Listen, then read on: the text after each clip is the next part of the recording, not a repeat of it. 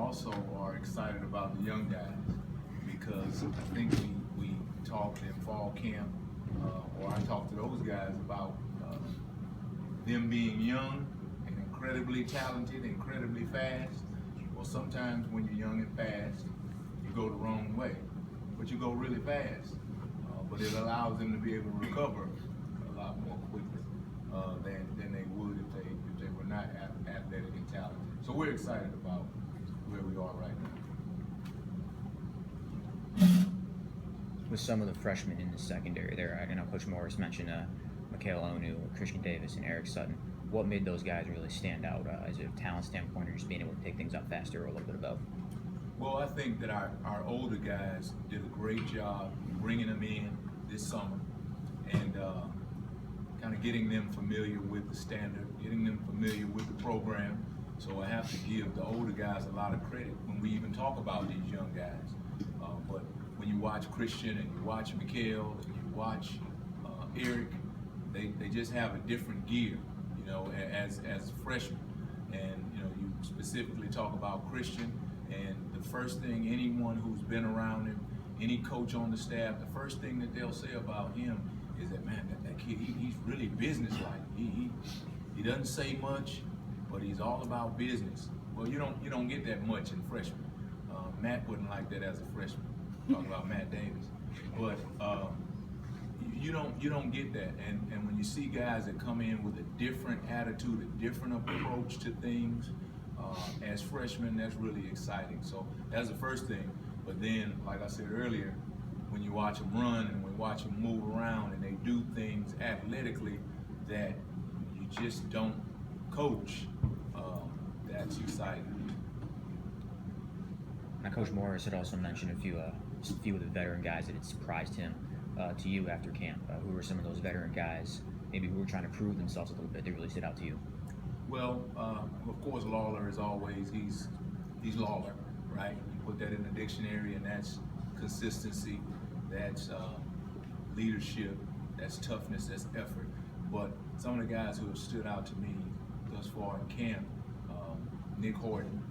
Nick has done a great job, did a great job in the spring, great job this summer, and it has shown up in fall camp. Jackson Mitchell had some injuries in the spring, but has had a great camp. And you know, you kind of, just like Lawler, you kind of put a tag on him to be a consistent guy, so you expect that. Another guy, not necessarily from his play, but from his leadership, who has really stood out to us as a staff, is Darian Malone.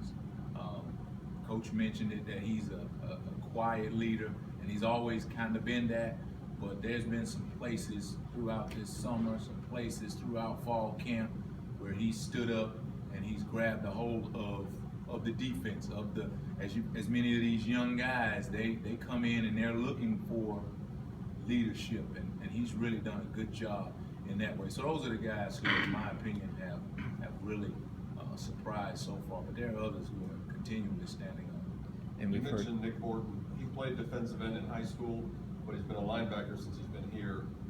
What's been the keys or the biggest challenges to the transition back to the defensive line for him? Well, when Nick's a linebacker, he's really slow. And when he's a defensive end, he looks talented, athletic. No, I'm joking, but Nick was all for this move. And for us, it was an opportunity to get a guy who works hard, who loves the game, who gives great effort, who wants to contribute, for us to find a place that this guy can be successful. And moving him to defensive end has proven so far to be exactly the thing that has helped him. How much does depth up there up front really help you guys move forward, particularly in terms of last year? Well, I'm a little guy, so I don't necessarily understand getting tired after a few plays, but those defensive linemen, those guys, you have to have them operating in a fresh state, because every play is banging. You know, every play they got a body on them, and they're trying to push your body. Like I said, I'm a little guy, and I've operated in space, and so as a coach, when we have Coach Wyatt who understands that you have to have great depth and you have to be able to rotate those guys. You have to be able to get as many of them as you can ready to be able to play if you're going to be successful. Then it's very important. And we're excited about the depth that we do have leaving fall camp and going into the season. How different is your defensive line and what you can do with it with Deion Green in for Mason Gentry? Well, they're both big guys, and today in recruiting, you can't find a lot of big guys, and so when we have big bodies like them and Ken McLaren, it gives us an advantage. It definitely gives us an opportunity, a chance to keep blockers off the linebackers, to hold a fort, so to speak, on the front line. And they're big guys, I say again, and you got to be able to rotate those guys. You got to be able to keep them healthy. You got to be able to keep them in a place where they can go in and they can give you a set of plays, and then you can send the golf cart out there and take them off the field and put another guy in. We heard the offensive coaches talk a lot about last year only having a fraction of playbook, and this year with more experience and new faces opening up a bit on defense with another year in the system and with some new additions. Do you guys feel you can do a little bit more defensively as far as coverages or more looks than you did last year? Well, there's always the thin line, especially on defense, and that we don't want to constipate them. We don't want to give them too much. We always want them to be able to play fast. But when you do have a second year, because you look at last year, and I don't like to look at last year much, but throughout the season, it was a continual learning process where you're trying to determine what these guys can do, and then you go out and you put them in the fire and you determine, well, maybe they can't do that. But when you're in year two, you understand them a little bit more. You understand what you can do as a coach, and they understand what their expectations are as players. So we're fortunate going into year two that we feel like we're going to be able to expand the playbook just a little bit, because it's not about the playbook. It's about what those guys can do on the field. It's about what they can do very fast and what they can do with a high amount of confidence. And we're excited about that right now. The fact that we feel like our guys left the spring understanding the defense, and they came into fall camp and they showed the freshmen as much as they could as players what we do on defense. And they've had opportunity to go through fall camp and beat each other up while continuing to fortify their knowledge of the defense. And so we're just excited to be able to step out there against another opponent to see, how much work we've really done as a staff and as players. You went through a few players last year at your star linebacker position. R.C. Cox is listed as your starter now. What does he bring to that position? Well, R.C. is a guy who has, throughout last season, he's made plays. He's been a consistent guy. Not many mental errors. He runs well enough to play the position. He's a pretty good blitzer.